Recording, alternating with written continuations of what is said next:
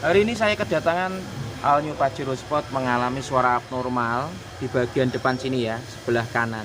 Ternyata setelah dicek fan belt dilepas itu suaranya hilang. Nah, dari sini teman-teman, auto tensionernya ya. Ini kita ganti auto tensioner. Jadi di dalam sini itu ada sebuah kayak per atau pegas ya. Jadi model fan belt sekarang ini tuh nggak ada penyetelannya. Jadi langsung auto tensioner, otomatis kencang sendiri. Jadi kalau ini sudah lemas atau pernya sudah rusak, biasanya ini akan bunyi krek krek krek krek krek seperti itu. Karena dia geraknya ini selalu mengikuti kekencangan dari fan belt itu sendiri, tergantung dari akselerasi atau deselerasi. Auto tensioner Mitsubishi All New Pajero Sport fan belt.